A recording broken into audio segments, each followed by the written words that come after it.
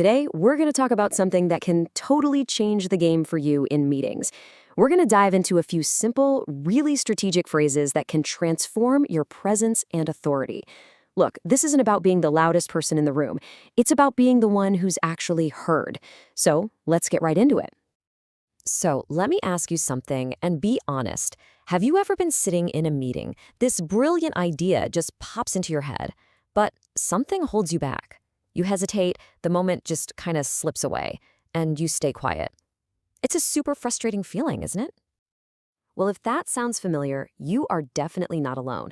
Research from the Harvard Business Review actually shows that this hesitation is incredibly common. But here's the thing. Over time, that silence can start to chip away at your credibility, your visibility, and ultimately your influence at work. Okay, so let's dig into this a little bit, the whole silence in meetings thing. Why do we hesitate? Well, it happens a lot in virtual meetings where, let's be honest, it's kind of tough to read the room. Or maybe it's when you're in there with senior colleagues. We start to doubt ourselves.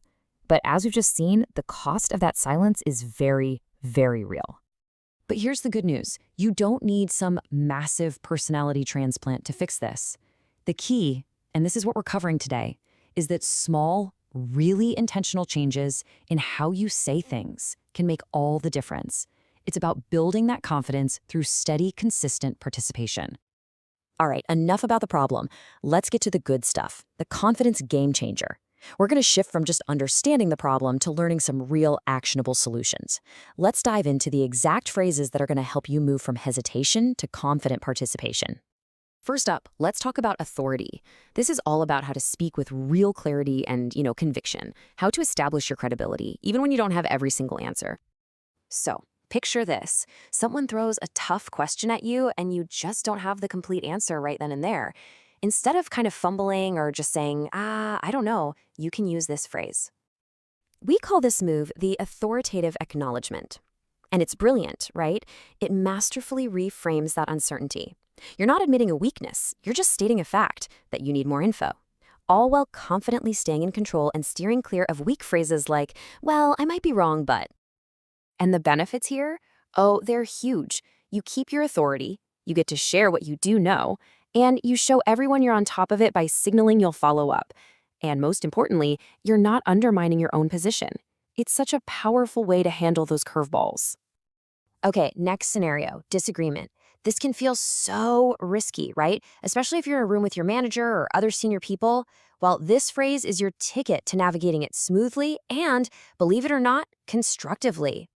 This is what we call the collaborative disagreement. See, instead of creating a conflict, you're actually creating a dialogue. You start by validating the other person. That's an interesting perspective, which immediately makes them more open to what you have to say. Then you pivot to your own view, backing it up with your experience or with data. It makes it about the facts, not just a clash of opinions. I mean, the difference is just night and day.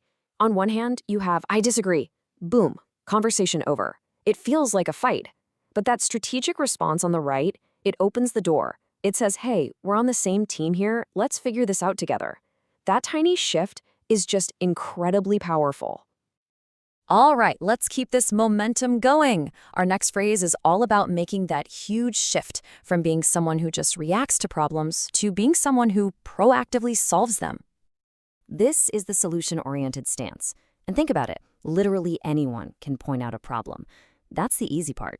But the person who really gets noticed, the person with real influence, that's the one who's already thought through the potential solutions. When you come to the table with options and a clear recommendation, you're not just a commentator anymore. You're a leader. And hey, you want to take this to the next level? Here is a pro tip for you. Don't just present your favorite option. Take a second to briefly explain why the other options aren't as strong. This shows you've done your homework, you've seen the whole chessboard, and it makes your recommendation that much more convincing. Okay, let's get to our final category, and it's a big one, collaboration. Because sometimes the hardest part is just figuring out how to jump into a conversation that's already rolling, right? This is how you do it like a pro. It's so simple, but wow, is it effective. When you're not quite sure how to get in there, just use what a colleague already said as your launchpad. I mean, just think about everything this one little phrase does for you. It gives you a super low-pressure way to enter the discussion. It proves you were actually listening, and it connects your idea to what's already happening. Plus, it's a fantastic way to build allies. And remember that expert tip? Keep it brief. Making 1, 2, maybe 3 points is a great way to make an impact without rambling. So we've gone through some really specific, powerful phrases. Now let's just zoom out for a second and talk about the mindset that ties all of this together. Think of this as your new meeting playbook. Because really, this is the most important part. Speaking with confidence isn't about sucking all the air out of the room or dominating the conversation. It's about consistency. It's about making those steady, thoughtful, and meaningful contributions that show what you really know. So here it is, your playbook all summed up. 1. Acknowledge your limits to maintain your authority. 2.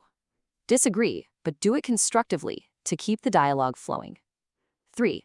Be the person who brings solutions, not just problems. And 4. Build on the ideas of others and be a true collaborator. These are the core mindsets that are going to fuel your confidence. And that's a wrap.